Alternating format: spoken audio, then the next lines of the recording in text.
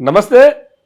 హైడ్రా ఇప్పుడు పేదోడి కడుపులలో ఒక భారంగా మారింది హైడ్రా అనే పేరు.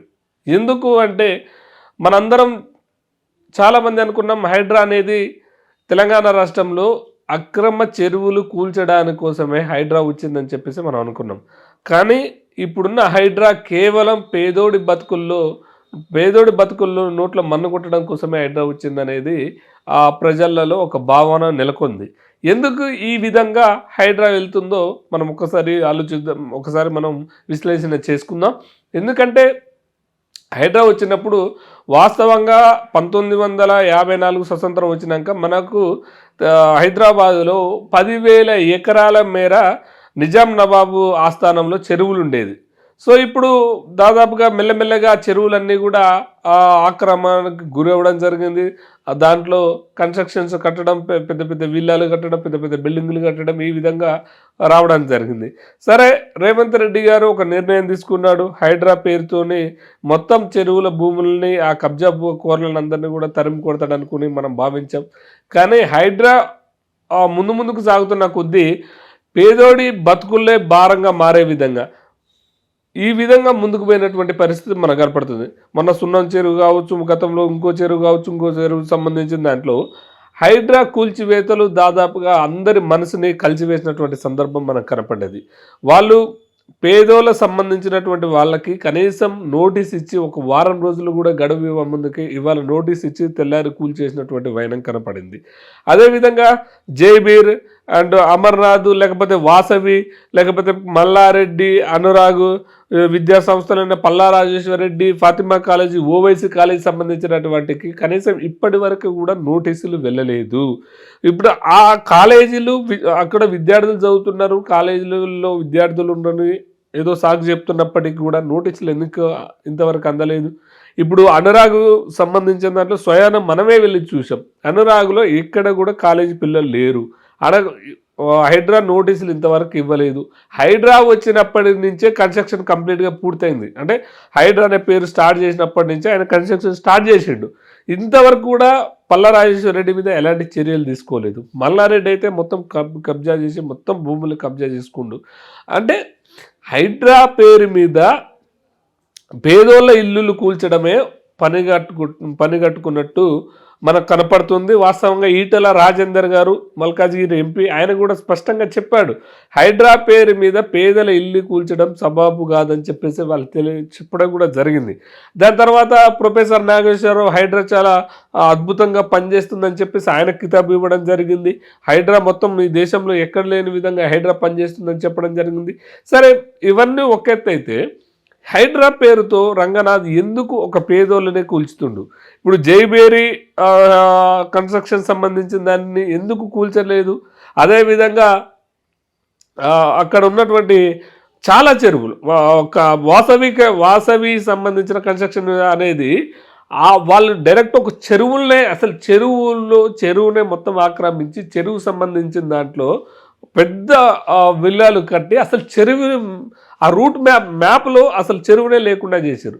సో వాళ్ళ మీద కూడా ఇంతవరకు ఎలాంటి చర్యలు తీసుకోలేదు, వాళ్ళకు నోటీసులు ఇవ్వలేదు. మరి రంగనాథ్ గారు ఈ పేదలకు సంబంధించిన దాంట్లో పెట్టుకోవడం వల్ల అంతర్గత ఏమున్నదో వారు కూడా చెప్పాల్సినటువంటి అవసరం ఉంటుంది.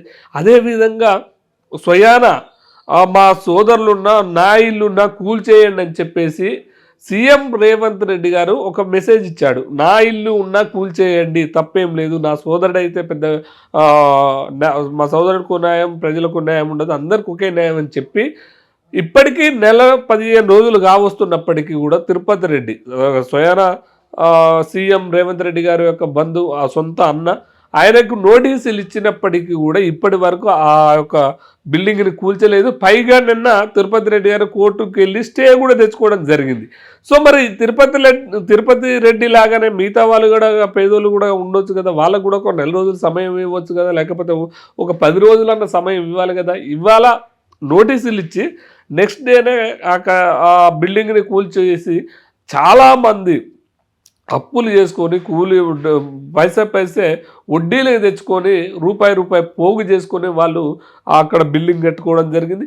వాస్తవిక విషయం ఏంటంటే అందులో బిల్డింగ్ కట్టుకున్న వాళ్ళ తప్పు కాదు, అక్కడ రిజిస్ట్రేషన్ చేసినటువంటి ఆ ల్యాండ్ని, ఆ చెరువుని రిజిస్ట్రేషన్ చేసినటువంటి అధికారులది తప్పు, చేపించినటువంటి దాని ఎవరైతే ఆ యొక్క కన్స్ట్రక్షన్ ఉన్నదో వాళ్ళది తప్పు అవుతుంది. కానీ అక్కడ కట్టుకున్నటువంటి ఇప్పుడు గవర్నమెంట్ ఆ రోజు రిజిస్ట్రేషన్ చేసింది, అన్ని అప్రూవల్ ఇచ్చింది, ఆ తర్వాతనే వీళ్ళు వెళ్ళి ఒక రూపాయి తక్కువకు వస్తుందో లేకపోతే ఒక రూపాయి ఎక్కువ పెట్టుకొని కొనుక్కొని కట్టుకోవడం జరిగింది.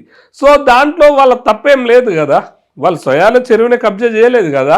సో మరి వాళ్ళ మీద కేసులు వదిలిపెట్టి వీళ్ళ ఇల్లు కూల్చుడు, సమయం ఇవ్వకపోవడం అనేది ఈ తెలంగాణలో హైడ్రాకి చాలా చెడ్డ పేరు వస్తుంది.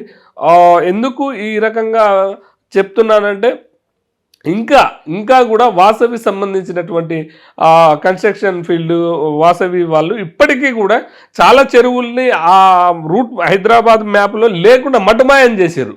సో వాళ్ళని కూడా అరెస్ట్ చేయొచ్చు, అలాంటి వాళ్ళ మీద చర్యలు తీసుకోవచ్చు, వాళ్ళని అరెస్ట్ చేసి జైల్లో పెట్టవచ్చు. కానీ రేవంత్ రెడ్డి గారు పేదోడి మీద పెట్టే శ్రద్ధ ఈ బలిసినోళ్ళ మీద పెట్టట్లేదని చెప్పేసి ఒక సోషల్ మీడియాలో పెద్ద ఎత్తున చర్చ జరుగుతున్నది. సో ఇవన్నీ జరుగుతున్నప్పుడే హైడ్రా ఇవాళ రావడం, సాటర్డే నోటీస్ ఇవ్వడం, సండే కూల్చేయడం, సాటర్డే నోటీస్ ఇవ్వడం, సండే కూల్చేయడం, ఈ రకంగా రంగనాథ్ ఈ విధంగా వెళ్తున్నప్పుడు రంగనాథ్ సింగం సినిమాలో సూర్య క్యారెక్టర్ అనుకున్నారు. కానీ ఆ రకంగా లేకపోవడంతో ఆయన మీద కూడా సోషల్ మీడియాలో కూడా ఆయన మీద కూడా పెద్ద ఎత్తున ప్రచారం జరుగుతుంది. ఈయన కేవలం రేవంత్ రెడ్డి ఆడిస్తే ఆడినట్టు ఆడుతుండని చెప్పేసి ఆయన మీద కూడా సోషల్ మీడియాలో ప్రచారం జరుగుతున్నది. రెండో విషయం ఏంటంటే ఇక్కడ మనం కూడా ఒక విషయానికి స్పష్టంగా మనం కూడా ఒక విషయం చెప్పగలము. వాస్తవంగా ఇంత పెద్ద వాళ్ళు బడాబాబులకు లేని రూల్స్ మరి పేదోడికి ఎందుకు రూల్స్? అంత పెద్ద విషయంలో ఎందుకు రేవంత్ రెడ్డి గారు స్పందించట్లేరో మనం కూడా ఒకసారి ఆలోచించాల్సినటువంటి అంశమే. ఎవరు ఏమన్నా, ఎవరు కాదన్నా, ఎవరు లేదన్నా కూడా ఖచ్చితంగా స్పష్టమైనటువంటి పేదోళ్ళ విషయంలో ఒక పక్కాగా ఒక ప్రణాళికతో వాళ్ళ ఇళ్ళని కూల్చివేసే ప్రయత్నం చేస్తుంది సో రేవంత్ రెడ్డి సర్కార్. కానీ బడాబాబులు అయితే ఎవరైతే ఉన్నారో పెద్ద పెద్ద కన్స్ట్రక్షన్స్ పెట్టుకున్నటువంటి వాళ్ళు కావచ్చు, పెద్ద సొసైటీ సంబంధించినటువంటి వాళ్ళు కావచ్చు, డబ్బులు ఉన్నటువంటి వాళ్ళు కావచ్చు, వాళ్ళు మాత్రం కోర్టుకు వెళ్తున్నారు, స్టేలు తెచ్చుకుంటున్నారు, వాళ్ళ మీద ఎలాంటి ఇబ్బంది లేకుండా చేసుకోవడం జరిగింది. ఇప్పుడు చూడొచ్చు మన మాదాపూర్ అయ్యప్ప సొసైటీలో ఇప్పుడు తిరుపతి రెడ్డి ఉన్న బిల్డింగ్ల చుట్టూ కూడా మొత్తం కోర్టులోకి వెళ్ళి స్టే తెచ్చుకోవడం జరిగింది. వాళ్ళ వైపు అసలు ఇప్పుడు ఎందుకు వాళ్ళ వైపు హైడ్రా అనేది రంగనాథ్ గారు పోరు, ఎందుకంటే వాళ్ళంతా బడాబాబులు కాబట్టి.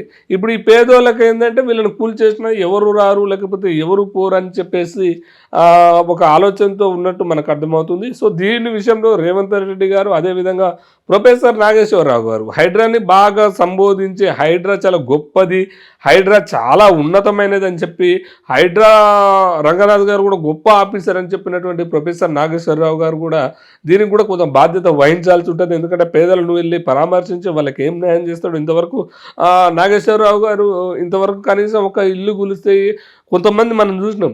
ప్రెగ్నెన్సీ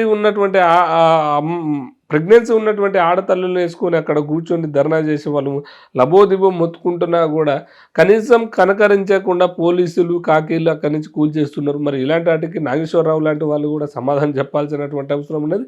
ఏదేమైనప్పటికీ కూడా రేవంత్ రెడ్డి సర్కారులో పేదోడి మీద పగబట్టే హైడ్రా విషయంలో, అన్ని విషయంలో నేను అనలేను, హైడ్రా విషయంలో మాత్రం ఖచ్చితంగా పేదోడి మీద పగబట్టినట్టే మనకు అర్థమవుతుంది. అది కూడా చూడొచ్చు.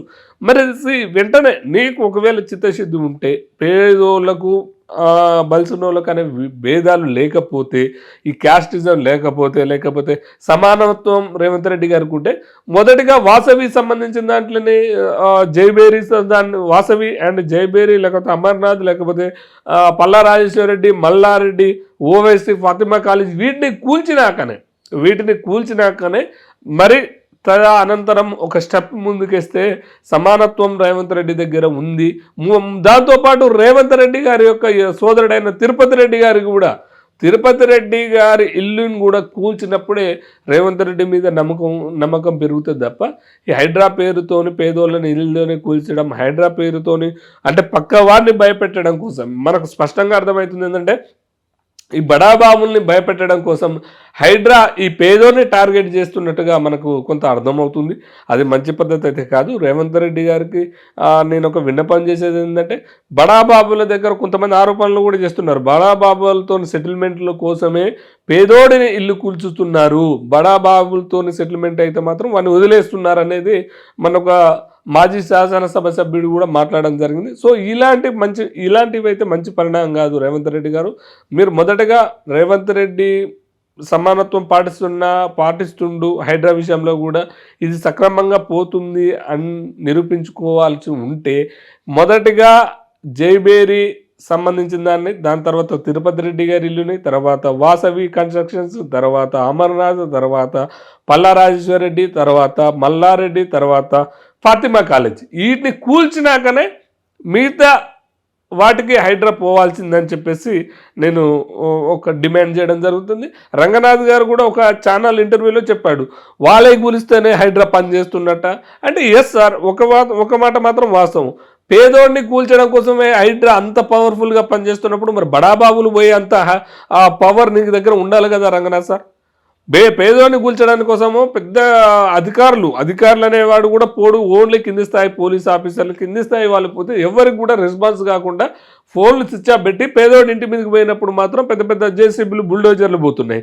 బడాబాబులు సంబంధించిన దాంట్లోకి పోవాలంటే మాత్రం వీళ్ళు ఫోన్లు అందుబాటులో ఉంటాయి. అక్కడ వాళ్ళు ఎవరైనా ఫోన్ చేస్తే మళ్ళీ అయ్యాల రూట్ మ్యాప్ మార్చుకునే పరిస్థితి ఉన్నది. సో మరి ఇవన్నీ చూస్తే పేదోడిని కడుపు కొట్టడం కోసం, పేదోడిని ఆ ఇల్లు కూల్చడం కోసమే ఈ హైడ్రా పనిచేసి బడాబాబుల్ని భయపెట్టడం కోసమే, సెటిల్మెంట్ కోసమే పనిచేస్తుందని కూడా ప్రజలలో ఒక అపనమ్మకం ఏర్పడే అవకాశం ఉంది. కాబట్టి ఇప్పటికైనా దీని మీద తక్షణమే రేవంత్ రెడ్డి గారు స్పందించి ఆ పేదోళ్ళని ఇల్లుని కూల్చకుండా వాళ్ళకు కొంత సమయం ఇస్తే బాగుంటుంది అనేది నేను విజ్ఞప్తి చేయడం జరిగింది. ఎందుకంటే పేదోళ్ళతో పెట్టుకున్నటువంటి వాళ్ళు చరిత్రలో బట్టబయలు అయినటువంటి బతికి వాళ్ళు ముందుకెళ్లే పరిస్థితి ఉన్నట్టు మనకు ఎక్కడ కనపడలేదు. కాబట్టి సో ఇదంతా అర్థం చేసుకుంటారని ముఖ్యమంత్రి గారికి విజ్ఞప్తి చేస్తుండే. చూస్తూనే ఉండండి రాయల్ మీడియా.